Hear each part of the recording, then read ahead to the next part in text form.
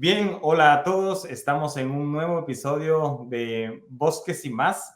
Mi nombre es Elvis Caballeros y hoy tenemos a un invitado especial. Tenemos a José Carlos Martínez, a quien le pido por favor que se presente tanto la persona, porque creo que en ambos casos, como profesional y como persona, es un ser humano increíble. Así que por favor, ¿quién es José Carlos Martínez y qué hace José Carlos Martínez? Wow, Elvis, qué presentación. Muchísimas gracias. José Carlos, yo, pues, mira, soy mexicano, trabajo en temas relacionados a los bosques, tanto en zonas rurales, pero principalmente ahora en temas urbanos. Trabajo mucho con la ciudadanía. Soy una persona que le gusta mucho hacer redes, hacer amigos, hacer contactos y también apasionado por el tema de los árboles en todos los sentidos. Tengo una gran colección de libros de árboles. Me gusta mucho. Cuando voy a otros países, viajo para conocer árboles. Todo lo que tenga que ver con ellos me apasiona bastante. Y también lo que tiene que ver con la música, el baile especialmente, los bailes urbanos. Tomo clases, practico. Y los fines de semana y entre semana también me toca practicar mucho los ritmos latinos. Y aparte, me gusta mucho asistir a eventos que estén relacionados al arbolado, pintura, poesía, música, canto, actividades con vecinas y vecinos. Entonces, bueno, ese soy yo a grandes rasgos. Es genial poder escuchar esto. Y justamente eso es una introducción perfecta para este episodio. Este episodio se titula Bosques y Innovación. Y acá viene la presentación de qué hace José Carlos Martínez en temas laborales. Perfecto. Bueno, yo trabajo en una organización que se llama Reforestamos México. En Reforestamos México soy el director de innovación y por lo tanto a mí me toca hacer innovación, y lo cual es bastante complejo de definir cuando te quieres meter en los conceptos y en las explicaciones como muy formales. Pero en términos prácticos, lo que a mí me toca hacer es conectar al sector forestal con otros sectores para que las soluciones que están en otros sectores se puedan aplicar a los retos de lo que vivimos en lo relacionado al manejo de los bosques. Entonces, de esta manera, a mí me toca estar buscando y viendo qué pasa en otras áreas, como el tema de inversión, como el tema de tecnología, como el tema de redes y comunidades, y entonces ver qué podemos traer hacia nuestro sector. Eso es por un lado. Y por otra parte, me toca llevar al sector forestal hacia esos espacios, que conozcan. De repente hay mucha gente que quiere hacer acciones por el mundo, quiere proponer algo, quiere hacerlo y no saben ni qué es un árbol, ni qué es un ecosistema forestal. Y es ahí cuando en el trabajo que hacemos en Reforestamos y con el equipo que yo lidero, llevamos este conocimiento y entonces de esta manera buscamos la innovación, ese cruce de ideas.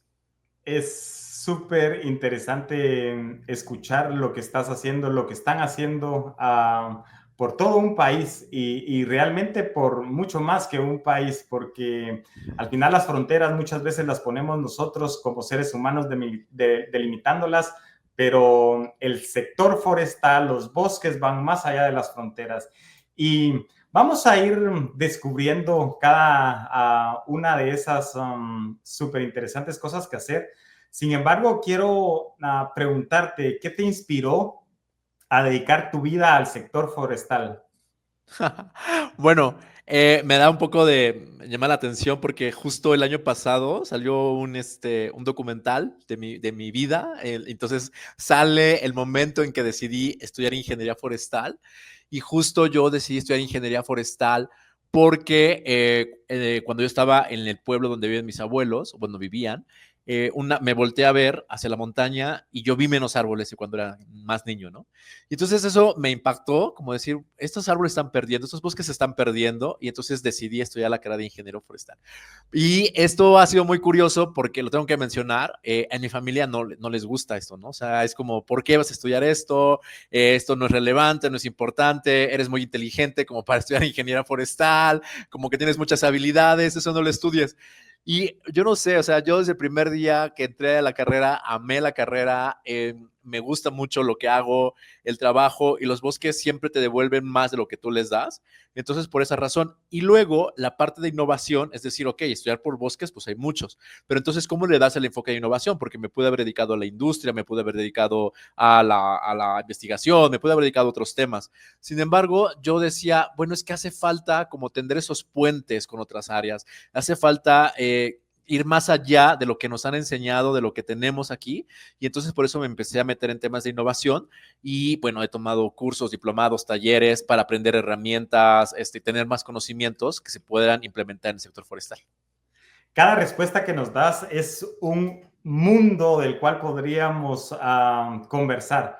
Te vamos a pedir, si es posible, que nos compartas el link de tu documental para que lo podamos publicar y la gente te conozca un poco mejor, porque definitivamente sos una persona que hay que conocer. Y justo por esto que mencionas también, por tender puentes, la innovación es eso, es tender puentes. Y esa es mi siguiente pregunta.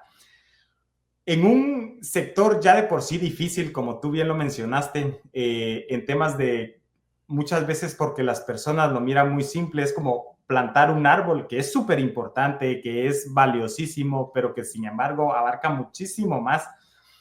¿Cómo encontraste esa pasión específica, trabajar en temas de innovación? Mucho tiene que ver con que en Reforestamos México es una organización que tiene 23 años trabajando por los bosques. Obviamente, la visión que teníamos hace 23 años, digo, yo no estuve cuando inició, pero la visión que se tenía en ese momento era que plantando árboles se salvaban los bosques. Y eso, en cierta parte, pues es una verdad, ¿no? Pero es una verdad incompleta, porque luego nos dimos cuenta que en los bosques también hay personas. Y entonces, ¿de qué viven las personas que tienen esos bosques? Y entonces, ese fue el tema, hay que hacer rentable el bosque. Pero luego nos dimos cuenta que es la parte de políticas públicas también. Y luego nos dimos cuenta que había temas culturales y espirituales, y entonces que el bosque es una complejidad que a mí no me espanta que sea complejo, ¿no? Cuando dices, ay, es muy complejo, qué difícil es, ¿no? Al contrario, qué emocionante, por eso elegí esto y por eso estoy aquí, ¿no?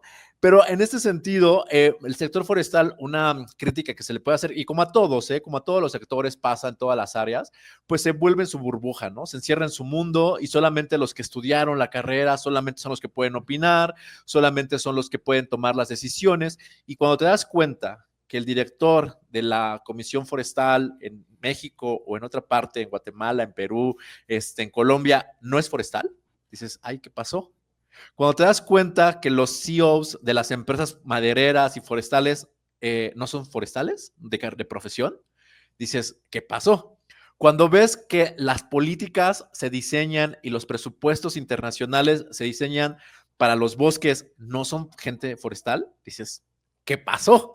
Y es ahí cuando yo digo, bueno, entonces hay que ver qué es lo que tenemos nosotros, y hay que cambiar, pero no solamente es un tema de comunicación, sino más profundamente es hacerlo de una manera distinta e innovadora. No solo la comunicación, sino la forma del trabajo, la forma de presentar los proyectos, la forma de vincularse, las inversiones. Y entonces por eso decidí enfocarme en esta parte, porque yo creo que las y los forestales tenemos mucho que aportar al mundo, pero tenemos un poco que salir del bosque, ¿no? José Carlos, hoy por hoy sos una persona que tiene muchísima experiencia y conocimiento en estos temas. Eso gracias a esa absorción de conocimiento que haces, ese buen ánimo con el que te desarrollas.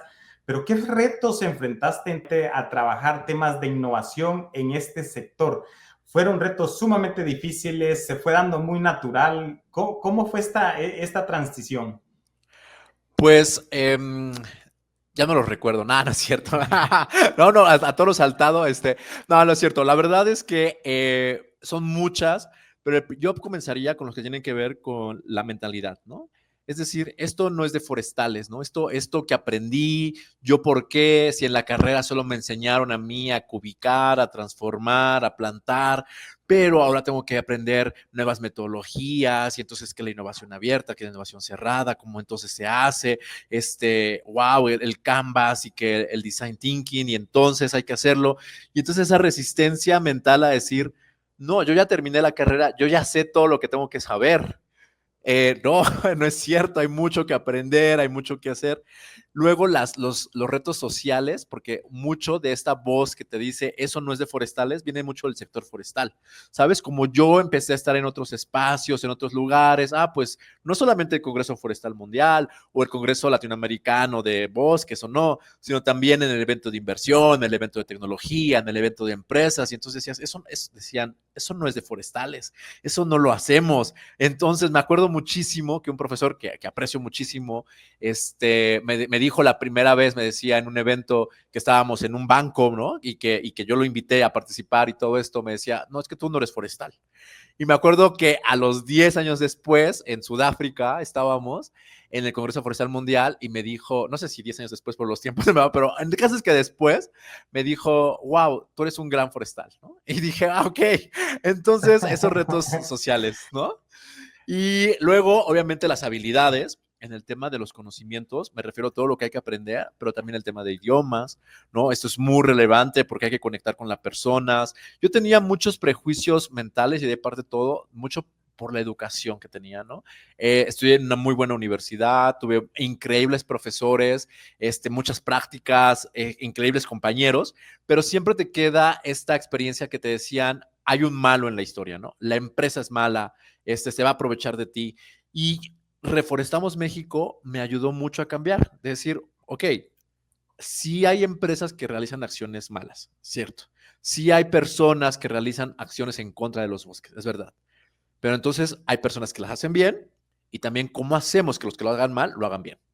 Y entonces, más que ver enemigos o personas que están en contra, fue como cómo buscar aliados, cómo generar. Y eso me permitió a mí adquirir nuevas ideas. Y la innovación parte, pues, esa de estar abierto a que hay gente que piensa distinto que tú, a que tiene algo que aportarte y que aunque no sea forestal, puede crearse algo que impacte en los bosques de manera positiva. Luego de haber pasado todo esto, de haber ganado ya esa experiencia, de haber ahora mismo logrado dirigir una dirección de innovación dentro de un sector que se resistía hace poquísimo, hace 5 años atrás, el tema de innovación en el sector forestal era imposible tocarlo. ¿Tienes ya algún logro en términos de, wow, vi a estos emprendimientos, vi a estas personas crecer dentro de lo que Reforestemos México está haciendo, dentro de lo que México está haciendo? Wow. Mira, gracias. Cabe mencionar que así te conocí también, ¿no? En Guatemala, en un viaje, o sea, esta apertura, cosas diferentes, esta disposición a colaborar y eso yo lo mencionaría como mi primer logro, ¿eh? Y no estoy siendo barbero, decimos en México, no sé si en Guate No, también, y es increíble. pero no, o sea, realmente sincero, ¿no? Porque conozco gente como tú que digo, wow, eso para mí ya es un gran paso, ¿no? O sea, que podamos conectar, que tengamos historias y que luego tú me hayas dicho, oye, tengo esta idea, ¿cómo la trabajamos? Eso para mí es una gran satisfacción, o sea, eso de entrada. Luego me gustaría mencionar que también tengo muchos fracasos, o sea, y es que, ¿por qué te quiero mencionar mis fracasos como algo positivo o como algo bueno? Sí, un poco porque la filosofía de la innovación valora el tema de los fracasos, pero ¿cómo decirte que a mí eso me ha enseñado mucho? Es decir, aquí me equivoqué, aquí lo ve, pero ya no de una forma empírica, sino de una forma más sistemática, decir, aquí me equivoqué, por esto, por qué fue, cómo se integra, cómo va el proceso de innovación para poder mejorar, cómo equivocarme más rápido, cómo aprender de esto, cómo mejorarlo, o cómo de plano abatir las negatividades que surgieron, ¿no? Y esto para mí, esta resiliencia que he adquirido es también importante de mencionar porque nosotros como forestales a veces somos muy exigentes con nosotros. Queremos que todo sea perfecto, que todo salga bien a la primera y eso no sucede. Entonces, eso lo quería mencionar un poco. Pero ya en cuanto a resultados del trabajo del día a día, sí, o sea, hay una red de emprendedores muy grande.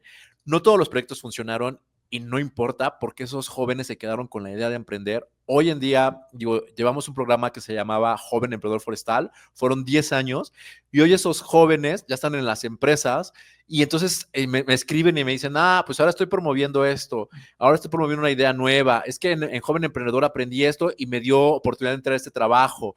Es que fíjate que cuando me leyeron mi currículum o cuando vieron mi entrevista como participé en emprendimiento, esas habilidades las tomaron en cuenta. Eso para mí es como, ya sé, no son miles de hectáreas de bosques, son historias de personas y eso a mí se me hace increíble. Luego las comunidades que hemos formado, las redes, los proyectos nuevos, pero también es que hay historias de emprendedores que te puedo decir que tienen proyectos que generan millones de pesos, de pesos mexicanos en ventas, ¿no? Entonces hay muchas historias que compartir y esa es como la gran satisfacción que tengo. Y ahora, trabajando con el equipo que tenemos actualmente, vamos por los temas urbanos y esperamos impactar mucho en las ciudades. Y en la Ciudad de México estamos construyendo una red increíble de vecinas y vecinos que trabajan por el arbolado urbano. Entonces, satisfacciones hay todos los días, también tristezas hay todos los días y retos y todo. Exacto, es un universo de sentimientos que se hace súper interesante justamente poder trabajar en ellos para intentar resolver todo lo que se pueda. ¿Cómo es ese cambio en el que usualmente las personas veían mal vivir cerca del bosque? Y cómo eso se ha estado transformando a tal punto de que las mejores ubicaciones ahora están cerca o dentro de lo que podríamos conocer como un bosque. ¿Cómo ha sido ese reto en México? ¿Qué están transformando? ¿Cómo se establece alguna especie para que crezca en una ciudad? Claro. Mira, quiero aprovechar para decir que fíjate que algo que tenemos los forestales es este pensamiento sistémico. O sea, hoy es una de las habilidades blandas que se está trabajando mucho para que la gente entienda que todo se está relacionado. Pero ¿por qué te lo menciono? Primero, porque uno como forestal, lo quiero precisar, sabe que el árbol no crece solo. O sea, que el árbol no es un ente que nada más así, sino que tiene que ver el suelo, que tiene que ver las condiciones del ambiente, cuando hablamos de fuego, cuando hablamos de fauna. O sea, nosotros tenemos un pensamiento sistémico y eso es una gran ventaja. Y eso te lo menciono porque de repente muchas personas no entienden las relaciones entre las cosas. Entonces, ¿cómo fue que empecé a trabajar el tema urbano? Yo, hay muchas historias y conexiones, pero de repente me di cuenta que en ese trabajo que hacemos en general había un elemento que estaba faltando, porque yo decía, ok, trabajamos con la gente que vive en las ciudades, pero la gente que vive en las ciudades no entiende por qué es importante el bosque que está en una sierra a 7 horas de su casa, ¿no? Y entonces, ¿cómo empezamos a encontrar esas conexiones? Justo la pandemia nos ayudó mucho a que la gente volteara a ver a la naturaleza. Es decirte que después de la pandemia, la gente está siendo más consciente acerca de la importancia que tiene la naturaleza y específicamente los árboles están siendo más importantes por las olas de calor que estamos teniendo, por el tema de las inundaciones. Entonces la gente ya valora más los árboles, pero eso sí, es como el 1% o menos de la población. En la zona metropolitana del Valle de México somos 20 millones de habitantes, 22. Entonces, el 1% serían muchos. No vas a sacar el cálculo, pero serían muchos y creo que todavía no llegamos a todos esos porque falta mucha conciencia. ¿En qué sentido? Falta mucho conocimiento, la gente desconoce, pero porque en las ciudades hay muchas necesidades, ¿no? La necesidad de trabajar, de comer, de estudiar, de movilidad, y entonces el arbolado va quedando en lo último. Hay mucha gente que no entiende por qué el árbol es importante, los corta, los tala, por poner anuncios, por hacer estacionamientos, les echa cemento y todo esto. Sin embargo, estas personas que sí entienden los bosques, lo que hace falta, los bosques urbanos, la importancia de la naturaleza, les hace falta un respaldo. Entonces, lo que hemos hecho en Reforestamos México, lo que ha trabajado el equipo de innovación, es cómo darle respaldo a esas personas para crear proyectos, pues a lo mejor continuos. No te puedo decir más de impacto, porque a veces lo que necesitamos es que continúen en el tiempo, como el primer paso.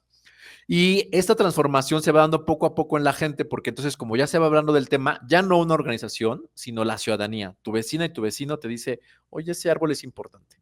Y así es como se ha permeado. Tengo una presentación con empresa para hablarle de la importancia del arbolado urbano.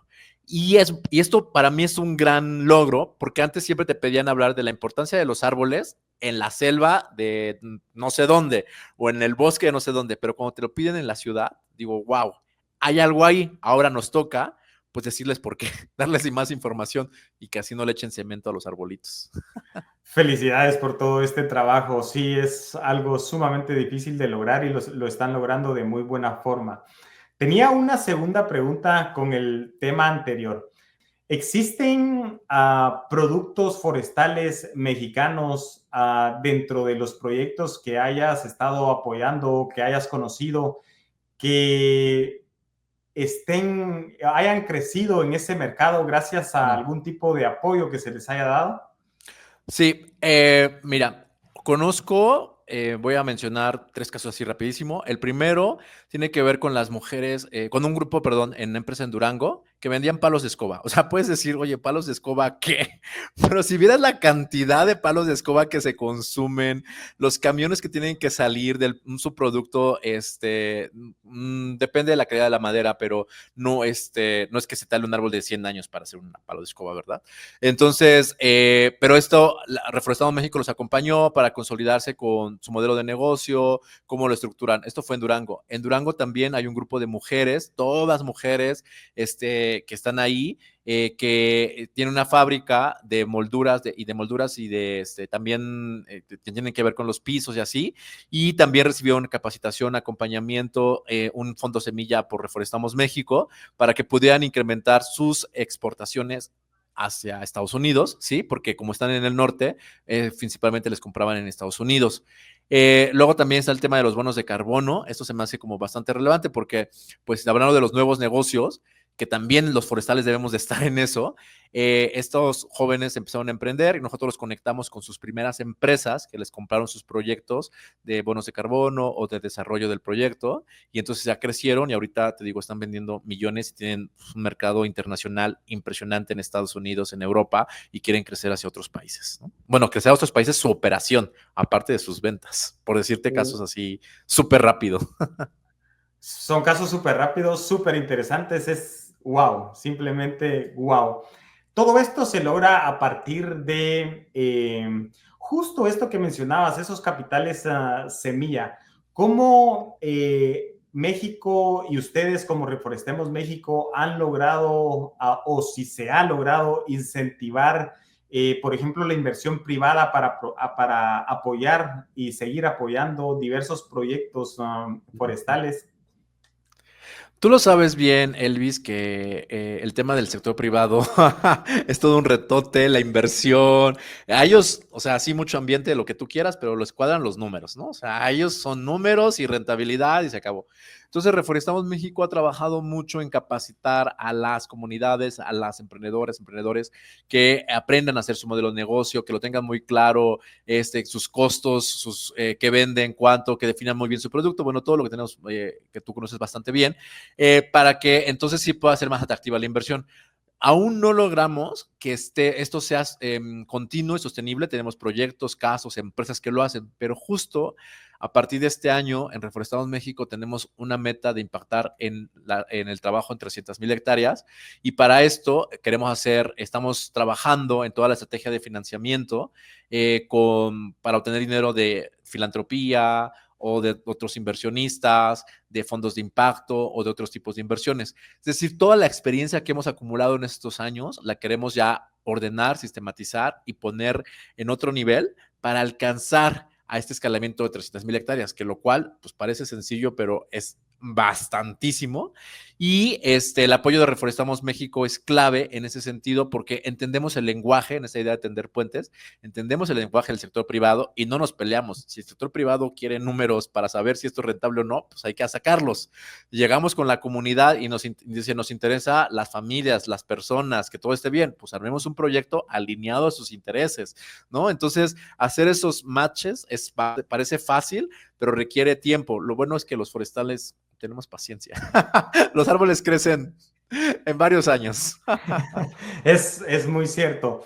Tenemos paciencia, no tenemos mucho tiempo para hacer todo lo que quisiéramos, pero hay personas como vos, por ejemplo, que aprenden a administrar su tiempo de una forma admirable. Tanto es así que también tienes un podcast. Con todo este trabajo que has logrado desarrollar, sos de las primeras personas que conozco en Latinoamérica que desarrollaron un podcast que ha sido sostenible. ¿Cómo manejas tu tiempo? ¿Cómo logras gestionar esto? Porque es algo también difícil. Muy, muy difícil. Y para mí que veo idea nueva y quiero hacerlo todo. Y mira, pues lo primero, plantearte las metas del para qué quieres las cosas. O sea, yo el podcast lo empecé en la pandemia, pues por un poco de entretenimiento, como de, bueno, pues no tengo nada que hacer y aquí todos estamos encerrados, vamos a hacer el podcast. Sin embargo, con el paso del tiempo me he dado cuenta que quiero contar las historias de personas que están haciendo cosas increíbles. Luego uno no sabe, no se entera, no sabes cómo encontrarlos, cómo conectar, y tu historia puede inspirar a muchas personas, ayudar a los jóvenes, darles ideas, o incluso gente que ya está trabajando como a motivarse nuevamente, ¿no? Entonces, por esa es la intención y es lo que me motiva. Lo que he trabajado mucho es decir, bueno, establecer una meta realista, confiable, y que puede parecer esto como muy ñoño, muy demasiado estructurado, pero si es un capítulo cada 3 meses, está bien. Si es uno cada semana, está bien. O sea, la disciplina es importante irla ejerciendo, pero lo más importante en ese sentido es que tú te escuches y digas, va, hasta aquí le voy a dar, hasta aquí lo voy a hacer, que planees. ¿Y a qué me refiero con esto? De repente queremos hacer cosas por moda y está bien, pero mejor que estén alineados a lo que nos apasiona. Si nos gusta hablar con la gente, hagamos un podcast. Si nos gusta tomar fotografías, hagamos una cuenta en Instagram. Si nos gusta echar chisme, pues hagámoslo en Twitter o en X, ¿no? Entonces, a lo que me refiero es, sigue más lo que a ti te mueve, ¿no? Como persona, y comparte. Y por eso tú cuando llegaste con la idea del podcast, se notaba las ganas. Es algo que apasiona. Y la verdad es que escucharte es sumamente inspirador porque ya de por sí es algo sumamente difícil, pero lo agradezco, también lo recomiendo. El podcast se llama Conexión Forestal. Tienes episodios increíbles, has entrevistado a personas increíbles, personas que están de líderes en el mundo. O sea, sos un invitado de primer nivel. Gracias. Y dentro de estas entrevistas que has hecho, ¿cuál ha sido como de las historias que más te ha impactado y has quedado como wow? Sinceramente, todas me han encantado y no estoy quedando bien, pero ¿sabes qué me pasa mucho con las historias? Que me quedo sin palabras. De repente ya no puedo continuar la entrevista porque es como de...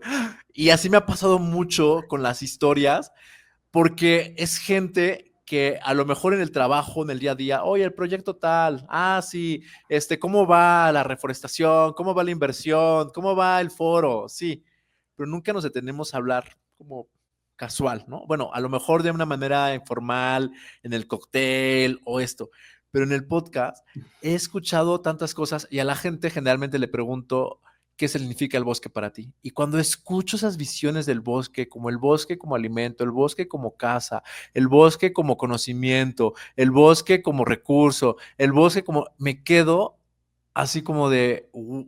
Wow, wow. Y, o sea, si me das a elegir, me pones en un predicamento porque van a decir, ¿por qué preferiste esta? No, así que todas son geniales, todos los capítulos. O no, o sea, es increíble escuchar a las personas y todo lo que tienen que compartir, ¿sabes? Justamente lo que mencionabas al inicio de los libros. Cada historia es un libro, es una mente y es tan amplia y increíble que vale la pena escucharla.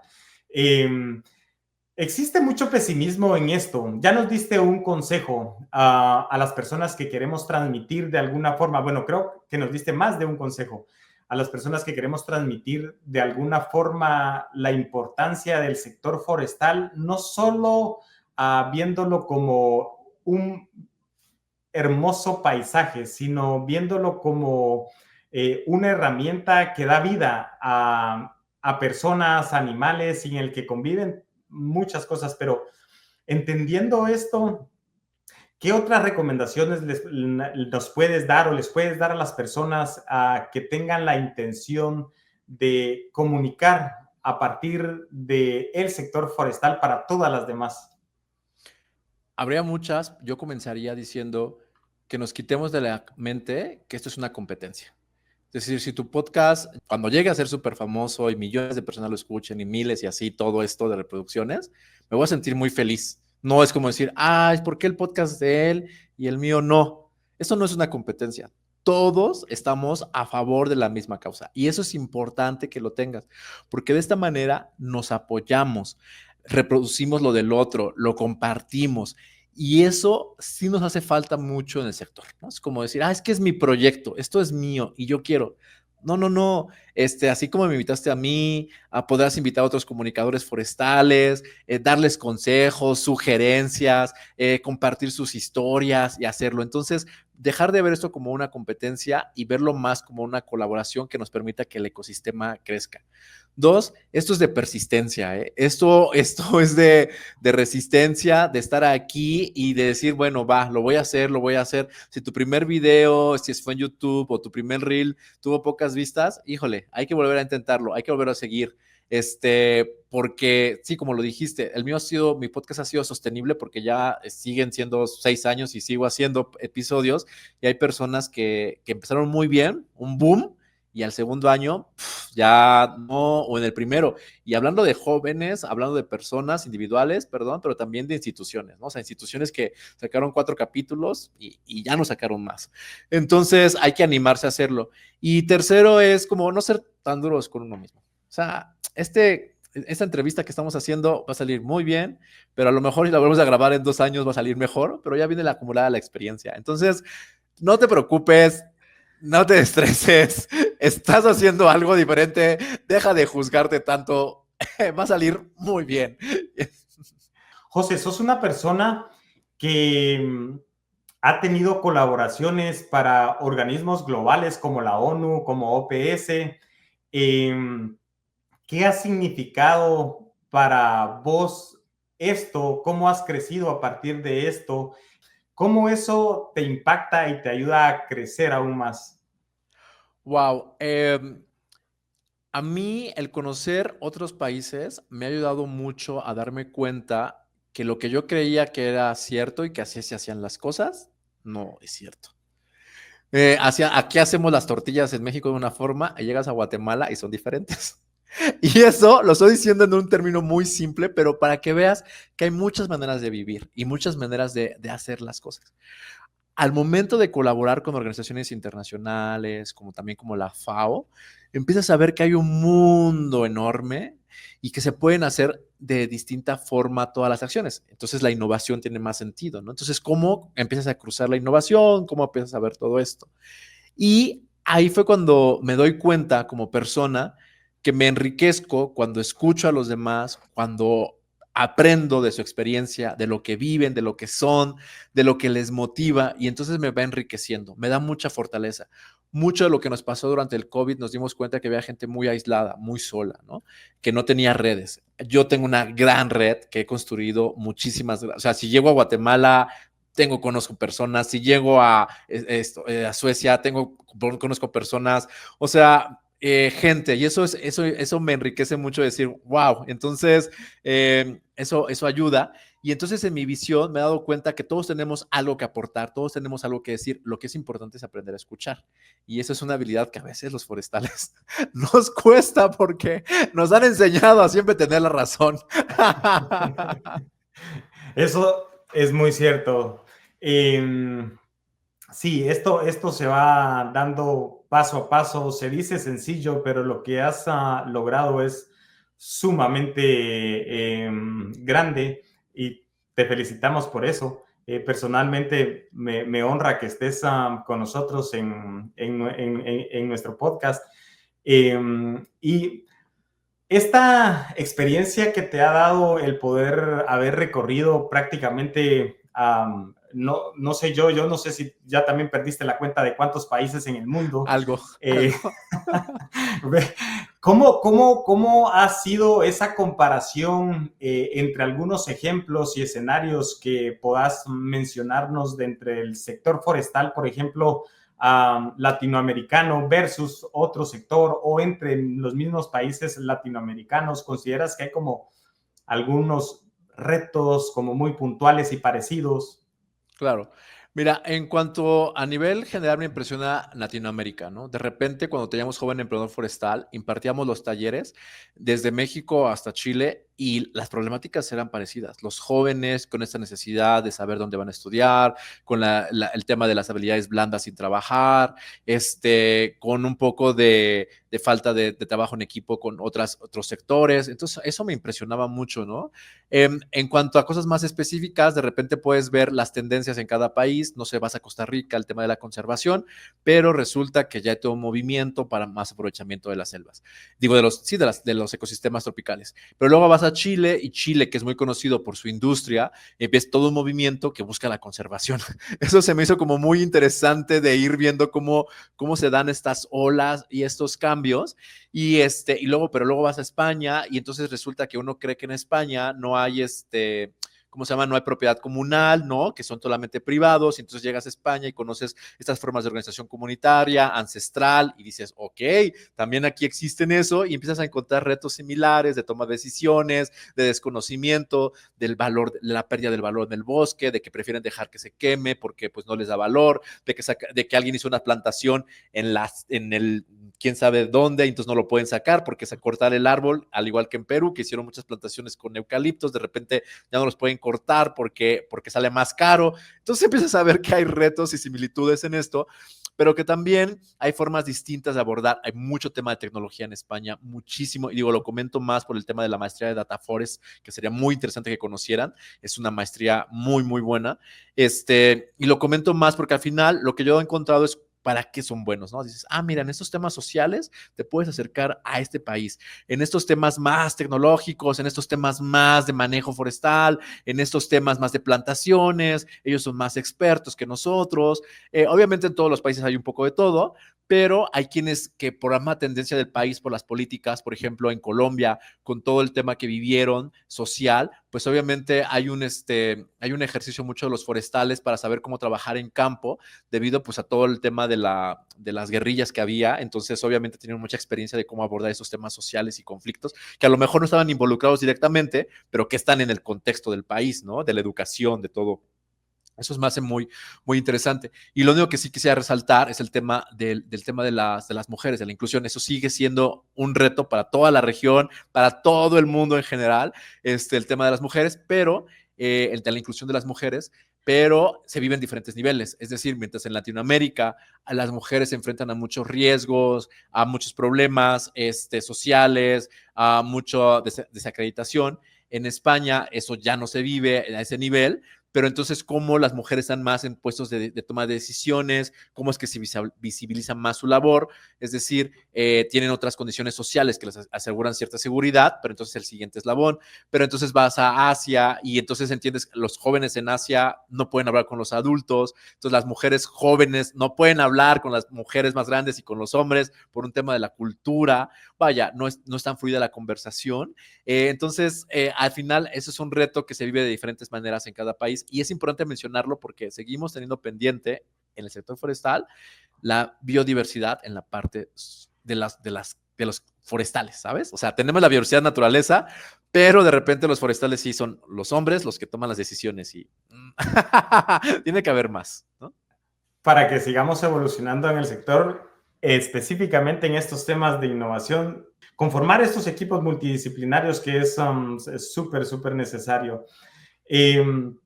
De este mismo recorrido, José, que has logrado hacer, ¿has visto algunas cuestiones que estén muy adelantados en cuanto a temas de innovación? ¿Qué están haciendo? Mira, para mí mi gran referencia primero es España, por un tema de que existe mucha diversidad en España, ¿no? O sea, como que la gente se imagina solamente la parte de Mediterráneo y entonces unas especies. Es cierto, ¿no? De pinos tienen 4 o 5, pero hay países donde no tenemos. Hay países de México que tenemos 70 y tantas. Entonces, bueno.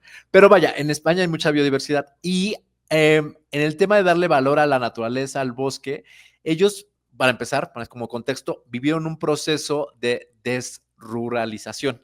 Es decir, crearon políticas para que los jóvenes y las personas dejaran las ciudades.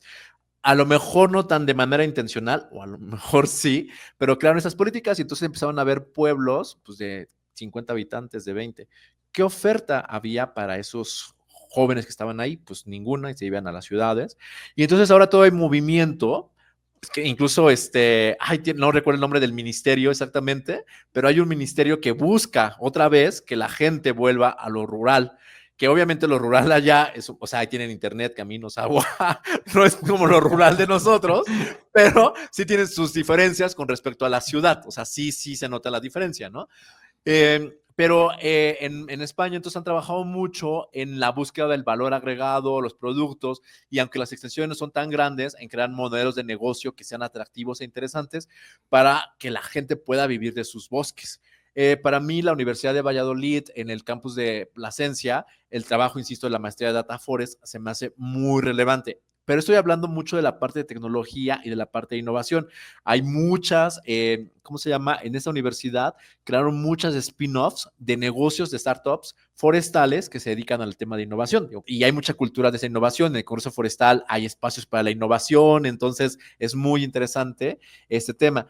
Claro que ya después, ya por tendencias, es decir, si es biodiversidad, pero si es plantaciones, pero si es social, pero si es educación, ya entonces se parte en otros países, ¿no? Porque hay no podemos negar el conocimiento que tiene Chile en el tema de plantaciones, pero no podemos negar el tema de biodiversidad de Costa Rica, pero no podemos, todo el tema de Guatemala, cómo han implementado los sistemas de trazabilidad, con sus retos y con sus cosas, pero entonces van, ¿no? Entonces, al final, por temática, también se distinguen diferentes regiones, países. Efectivamente. Has mencionado algo, congresos forestales. En un inicio mencionaste que has asistido a congresos forestales mundiales y latinoamericanos. ¿Qué es un congreso forestal mundial? ¿Qué es un congreso forestal latinoamericano? ¿Por qué se asiste? Claro, y los nacionales también en diferentes países, así que hasta eso, y también locales en ciertos estados, o sea, tengo una visión, y digo, eso es una idea de compartir, digo, nada más lo anticipo, porque yo me lo voy a preguntar yo creo al final también, pero me pueden escribir a través de todas mis redes sociales, ¿no? JCL Forestal, estoy en Instagram, en Facebook, en Twitter, en TikTok, me pueden escribir por si quieren ahondar más o ver o platicar, siempre abierto a conversar. A veces me tarda un poquito, pero porque hay muchos mensajes en ocasiones y a veces hay más disponibilidad. Pero mira, yo durante la universidad nunca fui a un congreso, no salí ni a los nacionales. Para mí era estudiar, hacer y se acabó. Y hay que cumplir. Cuando egresé y cuando en Reforestamos México me ampliaron la visión, cuando me di cuenta, es que ahí yo te podría decir que lo que yo aprendí o que me motiva mucho es, los forestales somos de impacto global. Es decir, lo que hacemos tiene un beneficio para todo el mundo. De ciertas maneras, porque pues, los árboles son para todos, no es como este árbol, como tú decías, no conocen fronteras, este bosque no sabe de límites, así como de aquí se acabó el país y ya no voy a ayudar, o el mundo está conectado y lo que pasa en la Amazonía se conecta con los desiertos y entonces se conecta con el Mediterráneo y se conecta con el planeta. Entonces, esta importancia que tenemos todas y todos los forestales, creo que queda en evidencia cuando vas a un evento mundial y te das cuenta que puedes estar hablando con la chica de Indonesia o con un chico de Sudáfrica y que hay mucho en común de los retos, de las actividades y de esa pasión por los árboles. Entonces, yo les invitaría a todas las personas a que vean el próximo Congreso Forestal Mundial en el 2027, va a ser en Perú. Entonces, nos queda aquí, cerquita. Pues vamos viendo, vamos aprovechando, vamos a asistir, pero también está el Congreso Latinoamericano de Estudiantes de Ciencias Forestales. Vayan, también vale la pena. Va a ser en México, ahorita en noviembre. También es importante y cada año es en un país diferente. Me permite generar una red de amigos porque a veces el que tienes al lado no valora el árbol como tú. Y cuando vas a un congreso de otras partes del mundo dices, mira cómo armonizamos.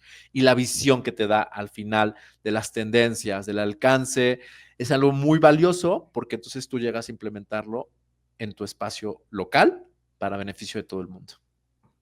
José, definitivamente, como te lo he mencionado a lo largo de este podcast, escucharte es inspirador. ¿Cómo transmitís ese buen gusto por el sector forestal es algo admirable.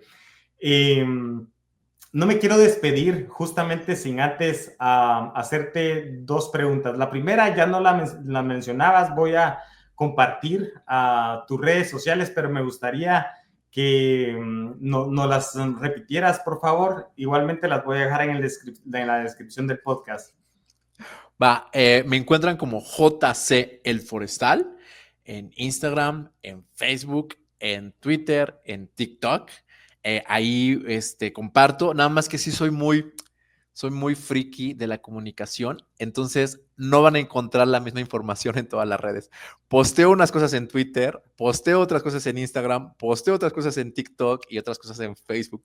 Y entonces de un mismo evento hago publicaciones diferentes porque los públicos de cada una de las redes son diferentes. Así que lo que más te guste, puedes elegir y desde ahí conectamos, pero si me sigues en todas, vas a darte cuenta que en cada una posteo desde perspectivas o desde eventos diferentes, porque Twitter es más enfocado a eventos de ciudadanía, Instagram es un poco más hacia los viajes, hacia los árboles en el mundo, hacia lo forestal, TikTok más hacia proyectos ambientales y Facebook más hacia el sector en general, de lo que se viene y de lo que se hace.